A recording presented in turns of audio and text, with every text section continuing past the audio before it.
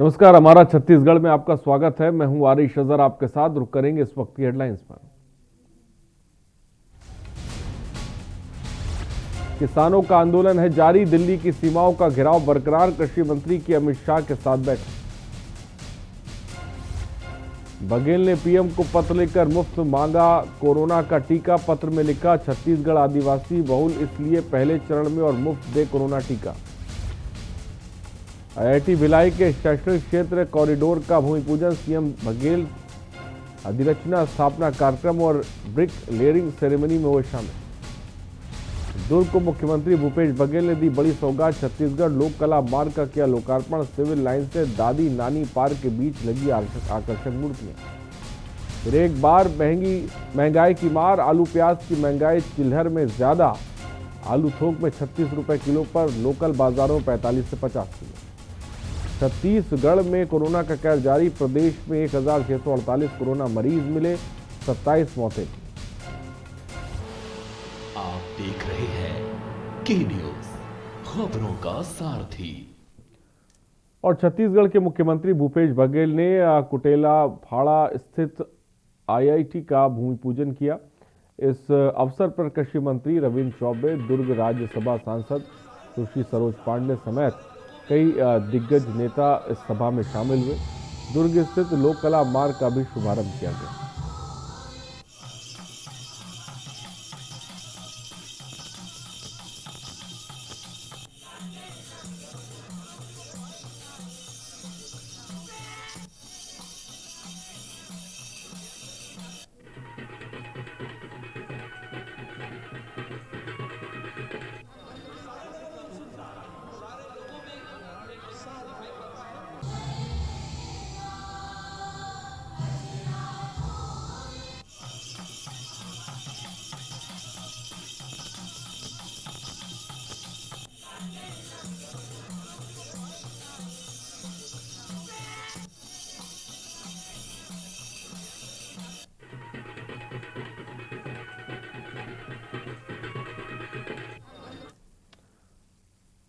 और नवपदस्थ कांकेर कलेक्टर चंदन कुमार ने शहर की बिगड़ती यातायात व्यवस्था को गंभीरता से लेते हुए कांकेर बाईपास के काम को जल्द पूरा करने के लिए कुछ ही दिन में उक्त स्थल का 4 बार निरीक्षण किया। काम जल्द पूरा करने के निर्देश दिए, जिसके चलते कांकेर बाईपास मार्ग में वाहनों का आवागमन शुरू हो गया है। बाईपास से शुरू हुआ आवागमन शाम 6 बजे बाद दोपहिया वाहनों पर प्रतिबंध रहेगा। बाईपास में जेसीबी का कार्य 31 दिसंबर तक पूरा करने के लिए संबंधित ठेकेदार को भी निर्देश दे दिए गए हैं। तो कांकेर से खबर आपको बता रहे हैं, जहां पर बाईपास पर काम शुरू हो गया है।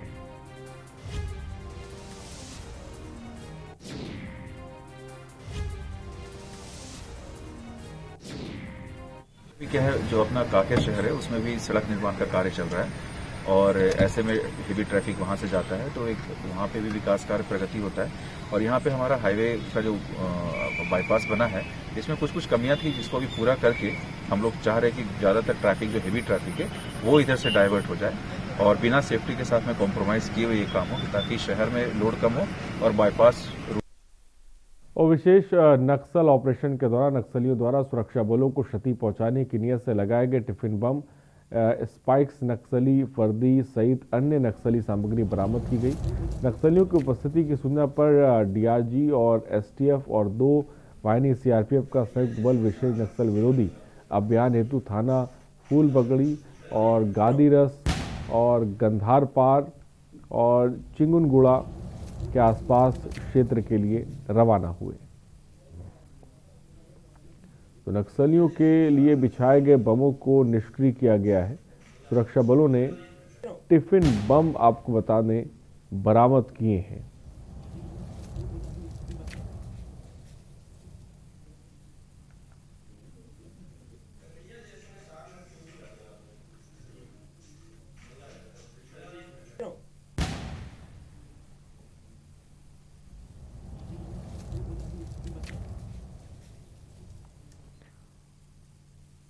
और जिले के 32,589 पंजीकृत किसानों से 47 समितियों के माध्यम से धान खरीदी होगी। मक्का बेचने के लिए जिले के 2686 किसानों ने पंजीकरण कराया। बता दें कि कोरबा खरीफ 2020 और 21 में धन मक्का खरीदी के लिए जिले के किसानों का पंजीयन पूरा कर लिया गया है। किसानों की सुविधा के लिए राज्य शासन ने धान खरीदी के लिए किसानों की समस्याओं को ध्यान में रखते हुए जिला प्रशासन ने सुमेधा उपार्जन उप केंद्र का उद्घाटन कैबिनेट राजस्व मंत्री जय सिंह अग्रवाल ने किया। अभी जो मंडी उद्घाटन हुआ थे बहुत अच्छा हुआ थे।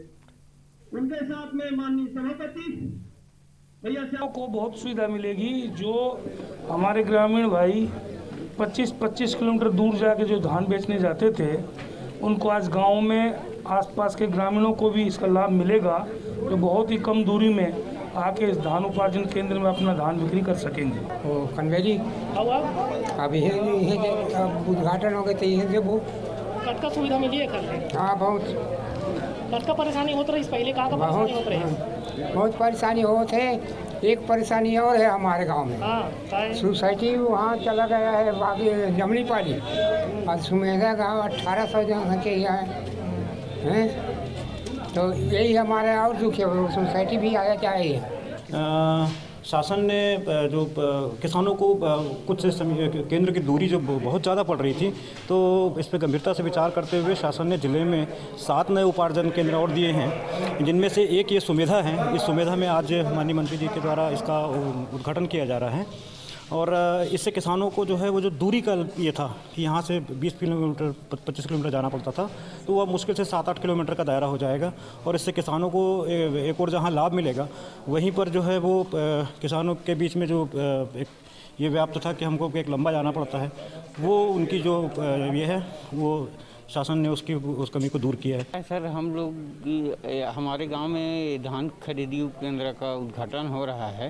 ये हमारे लिए अति गर्व की बात है। हम लोग वर्षों से प्रयासरत थे इसके संबंध में कि हमारे क्षेत्र में एक भी उपार्जन केंद्र नहीं है। हम लोगों को 30 किलोमीटर दूर पर कनवेरी में जाना पड़ता था और पूरा दिन भर खपत हो जाता था। हम लोगों का ट्रैक्टर की ढुलाई भी कम से कम बचत होगी, मजदूर जो जितना लगता था वो सब बचत होगी। हम लोगों को बहुत ज़्यादा खुशी हो रही है। और पूरे प्रदेश में 1 दिसंबर से धान खरीदी चालू हो गई है, जिसमें जिले के कई क्षेत्रों में नियमितता देखी गई है। धान खरीदी के पहले दिन ही छत्तीसगढ़ सरकार की पोल खुलती नजर आ रही है, जिसको लेकर कई किसानों ने नाराजगी जताते हुए कहा कि धान खरीदी चालू हो गई है, लेकिन टोकन का धान नहीं लिया गया है। कुछ धान केंद्र में तो आज एक ही टोकन जारी किया गया है। फाड़ ऑपरेटर ने इसकी जानकारी देने से मना कर दिया है और अपना पल्ला झाड़ते हुए अधिकारियों को जानकारी लेने की बात कही है।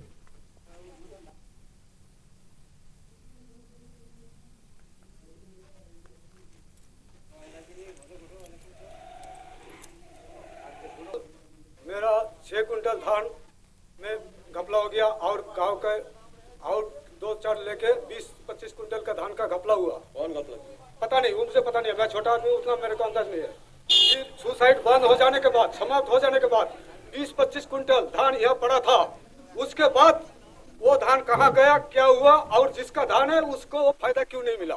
इसके लिए आप किसको दोषी मानते हैं? इसके लिए किसको दोषी मानते हैं? मैं किसी को दोषी नहीं जानता, मैं जानना चाहता हूँ इसके लिए उसका घाटा, पब्लिक का घाटा ऐसा होने से कैसे बचाया जाएगा, पब्लिक बचेगा। खबर जांजगीर से है, जहां जिले में इन दिनों अवैध प्लॉटिंग खरीदी बिक्री का धंधा जोरों पर है। बता दें कि शहर के खेती भूमि को बिना डायवर्जन एवं राजस्व अधिकारियों की मिलीभगत कर खरीदी और बिक्री कर रहे हैं, लेकिन अवैध प्लॉटिंग करने वालों पर अधिकारियों का लगाम नहीं है। आपको बता दें कि जमीन दलाल बैगर नगर पालिका और टीएनसी के अनुमति के अवैध प्लॉटिंग कर रहे हैं। जमीन दलालों पर किसी प्रकार की कार्रवाई नहीं होने के कारण शहर में सैकड़ों अवैध प्लॉटिंग का काम धड़ल्ले से चल रहा है।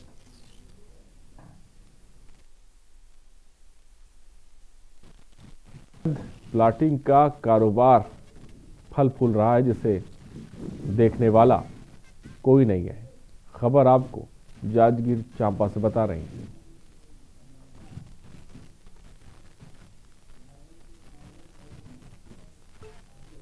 हमारे तो इसमें स्वयं मेरे और तहसीलदार द्वारा मौका निरीक्षण किया गया था और हमारी टीम द्वारा उसमें विस्तृत प्रतिवेदन बनाया गया है।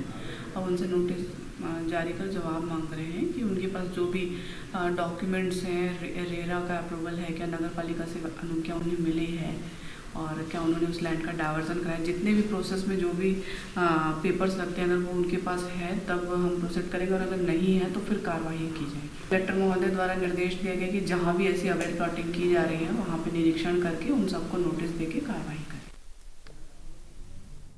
और कांकेर जिला मुख्यालय में लगातार भालुओं का रिहायशी इलाकों में घूमना जारी है। भोजन और पानी की तलाश में अक्सर भालुओं का शहर आना लगातार जारी है, जिससे बड़ी घटना की आशंका बनी रहती है। वीडियो में जिस जगह पर भालुओं को घूमते देखा जा रहा है उस वार्ड में मुख्यमंत्री के संसदीय सलाहकार राजेश तिवारी का घर है। रोज शहर में इसी तरह भालुओं का विचरण कहीं ना कहीं लोगों को आसानी से देखने को मिल जाता है।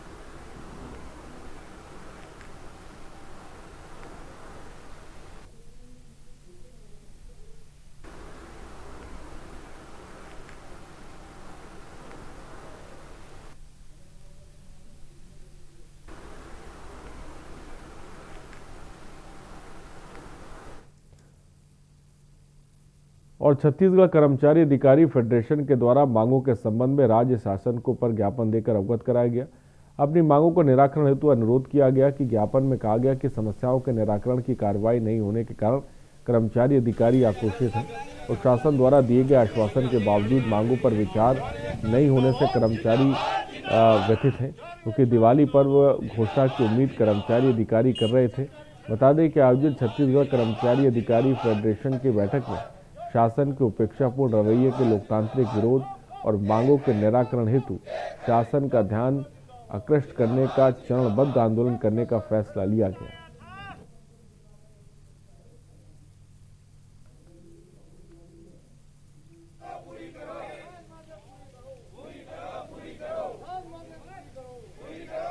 क्योंकि इसको मांग नहीं कहनी चाहिए, मांग कहना दूसरे शब्दों में ये कहना चाहिए कि हम कर्मचारी अधिकारियों की जो बेसिक ज़रूरतें हैं, हालांकि ये सरकार जो पहले से बिना मांगे जो चलते आए परंपरा चलते आई है, लेकिन आज की डेट पे इस सरकार से हमें उन्हीं चीज़ों को मांगनी पड़ रही है जो कर्मचारियों के बेसिक चीज़ों में, बेसिक ज़रूरतों में जुड़ा हुआ है। आज हमारा जो है डीए, हमारी क्रमोन्नति, हमारा जो है ना पदोन्नति या हमारे बहुत दिनों से चले आ रही है जन विसंगतियाँ, ये सारी चीज़ों दूर करके महंगाई भत्ता है और इंक्रीमेंट की चीज़ें हैं जो कि बिना मांगने की जरूरत ही नहीं आनी पड़ी और किसी भी सरकार में ऐसी जरूरत नहीं आनी पड़ी। यह कोरोना का बहाना बना करके जब सारे लोगों को दिया जा रहा है। और दंतेवाड़ा के जिला कलेक्टर दीपक सोनी मुख्यालय के नजदीकी बालू धान केंद्र पहुंचकर धान खरीदी का शुभारंभ किया। धान खरीदी केंद्र में किसानों के लिए प्रशासन द्वारा सभी प्रकार की व्यवस्था की गई, जिससे किसानों को कोई दिक्कत ना आए। बालूद ग्राम के आसपास के पूरे किसान सुबह से ही टोकन काटकर अपनी धान खरीदी केंद्र तक लाकर सरकार द्वारा निर्धारित 2500 रुपये समर्थन मूल्य का लाभ उठा रहे हैं।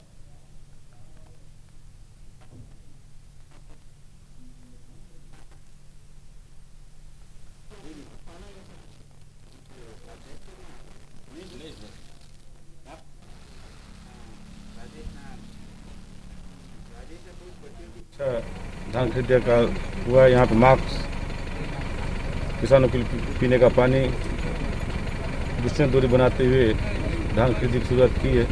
इसके लिए मैं प्रदेश सरकार खासकर मुख्यमंत्री जी को बहुत बहुत बधाई देता हूँ। आने जाने में बहुत सारा सुविधा हुआ है, क्योंकि शासन की नियम मतलब अब किसानों को तकलीफ ना हो बोल के ग्राम बालूद में नया मतलब खोले हैं धान खरीदने के लिए। बहुत हम लोग को शासन को धन्यवाद देता हूँ। और खबर जांजगीर से, जहां नवागढ़ ब्लॉक के पेंट्री धान खरीदी केंद्र से भारी अव्यवस्था का आलम है, जहां सैकड़ों किसान सुबह 3 बजे से धान खरीदी करने के लिए टोकन कटवाने का इंतजार कर रहे हैं, लेकिन खरीदी केंद्र में सुबह से दोपहर 12 बजे तक ताला लटका रहा। किसान टोकन कटवाने के लिए केंद्र प्रभारी का इंतजार करते रहे। जिले में माफ कीजिएगा, इस वर्ष 14 नए धान खरीदी केंद्र बनाए गए हैं।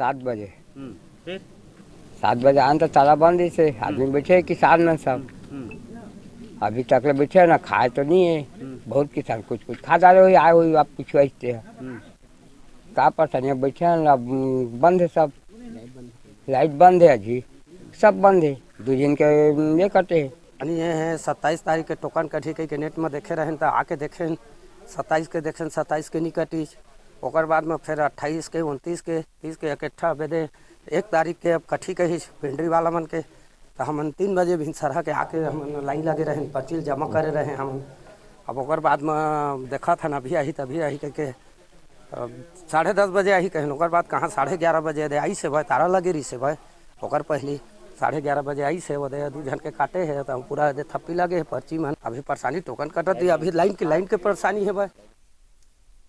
और कांकेर जिला मुख्यालय में कांकेर कलेक्ट्रेट के सामने एक मां और पिता अपने मृत बच्चे की फोटो हाथ में लिए इंसाफ की गुहार लगाने कांकेर पुलिस अधीक्षक और कलेक्टर कांकेर से मिलने पहुंचे। मां बाप का आरोप है कि बच्चे की मौत दुर्घटना से नहीं बल्कि हत्या से हुई है, जबकि उक्त मामले में अपने इंसाफ की लड़ाई मां और बाप ने कांकेर से लेकर राजधानी तक अपनी गुहार लगाई।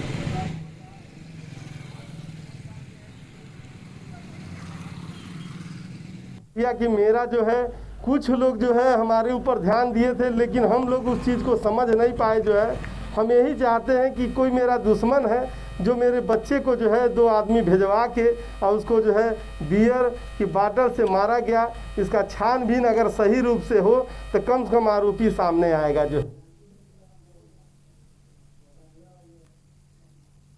और संसदीय सचिव 1 दिसंबर से किसानों से समर्थन मूल्य पर धान खरीदी शुरू हो गई है। और इसी बीच आज कोरिया जिले के बैकुंठपुर विधानसभा क्षेत्र में संसदीय सचिव अंबिका सिंह देव ने कई नवीन धान खरीदी केंद्र का उद्घाटन किया। उसके साथ ही जामपारा, तरगवा, पटना, गिरजापुर सहित कई जगह धान खरीदी का आगाज किया। इस दौरान संसदीय सचिव ने कांटा बाट में धान को तौला और किसानों को साल श्रीफल देकर उनका सम्मानित किया।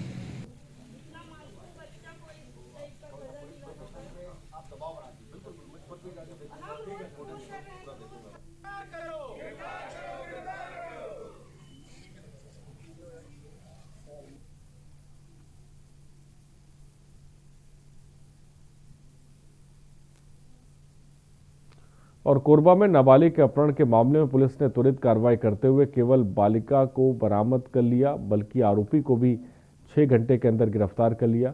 अपहरण की शिकायत को गंभीरता से लेते हुए पुलिस अधीक्षक अभिषेक मीणा द्वारा तत्काल पुलिस अधीक्षक कीर्तन राठौर को निर्देश दिए गए, जिस पर नगर पुलिस अधीक्षक राहुल शर्मा के नेतृत्व में टीम गठित की, जिसने नगर के बाहरी क्षेत्रों में नाकाबंदी कर आरोपी आलोक टेम्पो को पकड़कर उसके कब्जे से अपहृत बालिका को बरामद कर लिया।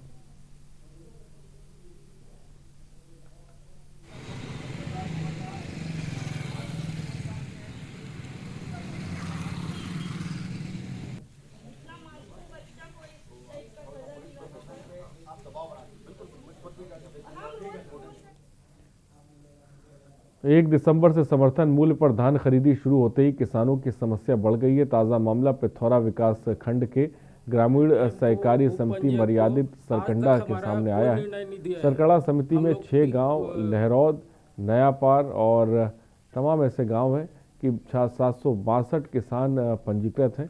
सरकंडा समिति में आज तक नयापारा में धान खरीदी की जा रही है और इस पर इस वर्ष नयापारा से हटाकर पर पाली में धान खरीदी केंद्र बना दिया गया है।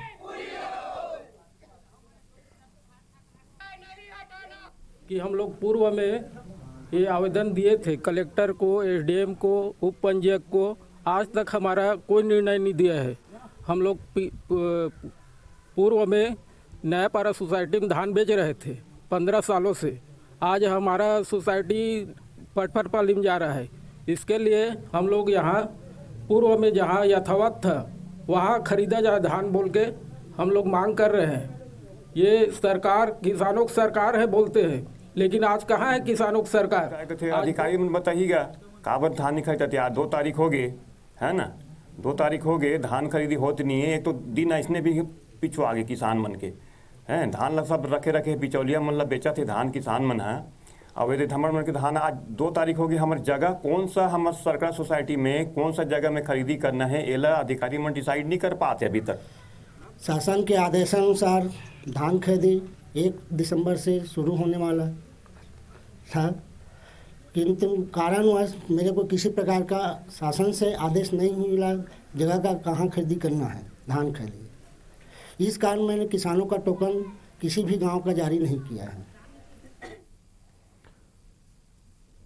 और कोरबा जिले के SECL गोवर खदान में सीनियर कर्मचारी की लापरवाही के कारण बुधवार दोपहर को गवरा से एक 30 वर्षीय प्रशिक्षु हीरालाल घृत लहरे की मौत होगी। बताया जा रहा है कि हीरालाल SECL के डंपर सेक्शन के वर्कशॉप में कार्य कर रहा था और इसी दौरान उनके सीनियर कर्मचारी द्वारा सस्पेंशन का काम करना है कहकर उनको काम बताकर कहीं चले गए। कार्य के दौरान सस्पेंशन में मौजूद नाइट्रोजन गैस होने की जानकारी प्रशिक्षु कर्मचारी को नहीं थी। इसके कारण नट बोल्ट खोलते वक्त काफ़ी प्रेशर से नाइट्रोजन गैस बाहर आई। इसके संपर्क में आने से हीरालाल दूर गिरा और दूर गिरने से डंपर से टकराने के कारण वो घायल हो गया। फिलहाल उसका उपचार जो है वो किया जा रहा है।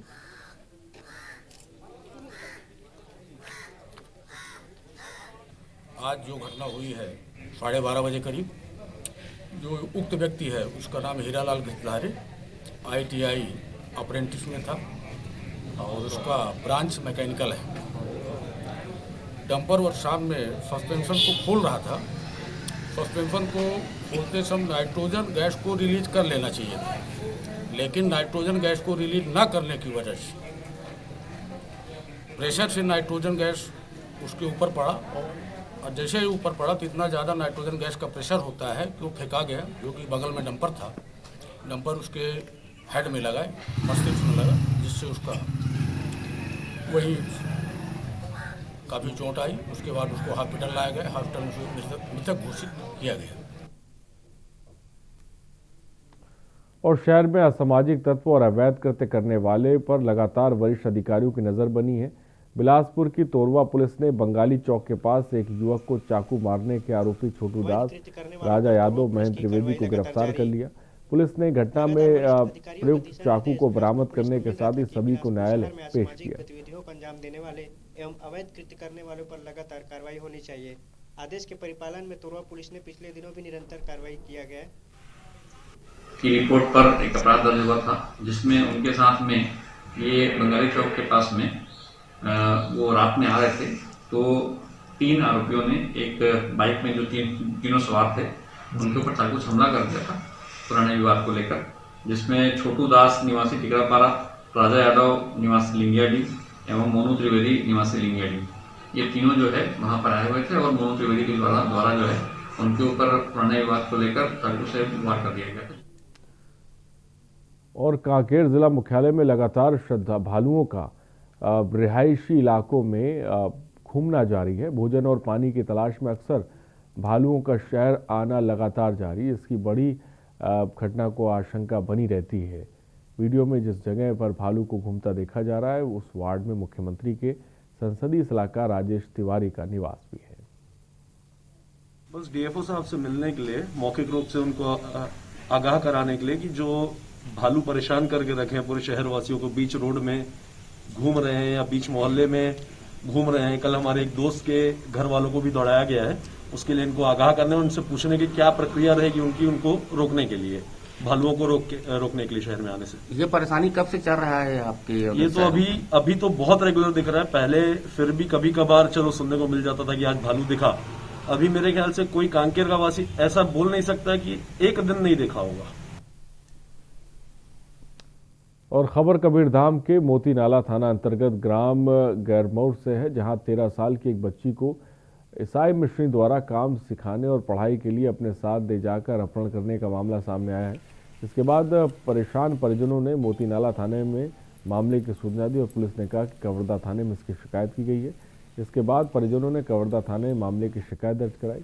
जब फिर से प्रबंधन के सिस्टर और फादर से फ़ोन पर बात की गई तो गोलमोल जवाब मिला, जिससे परिजनों को बच्ची के साथ किसी प्रकार की अनहोनी की आशंका होने लगी है। फिलहाल पुलिस पूरे मामले की जांच कर रही है। मेरी बेटी लग खोजे लाए हम, बहुत चिंता है कि 2 साल है गए, 1.5 साल। कहाँ छोड़े थे? ये कवर्धा।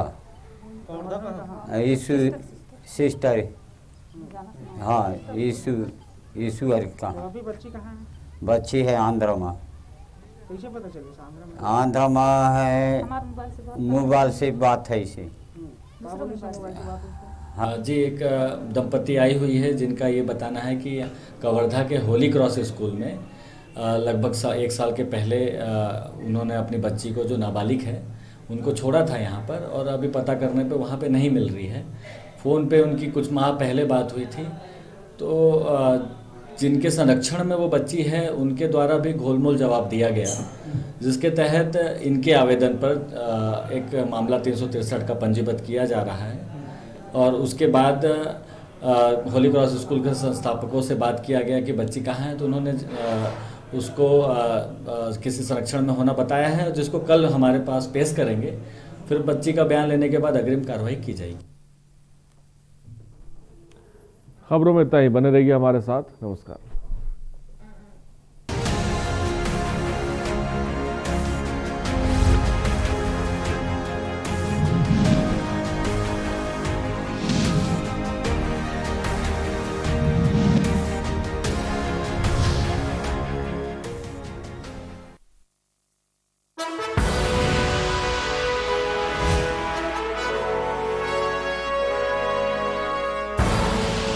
आप देख रहे हैं के न्यूज, खबरों का सारथी। लम्हे छोटे से ये जिंदगी से भरे, इन्हें हाथों में भर ले और जी ले जरा। मुसाफिरा तू है चला, मुसाफिरा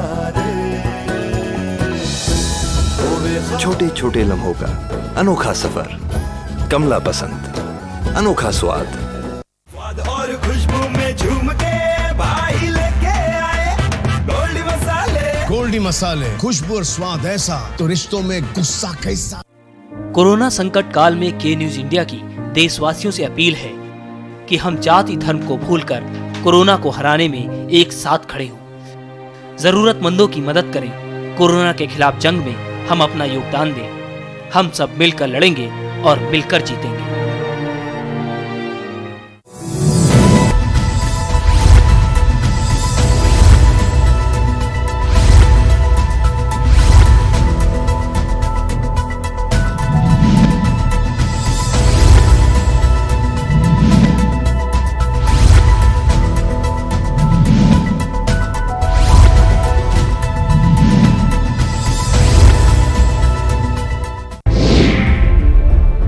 क्या है भरण पोषण की परिभाषा? भरण पोषण पर किनका है हक? बेऔलाद किससे पाए अपना हक? भरण पोषण न करने पर क्या है दंड?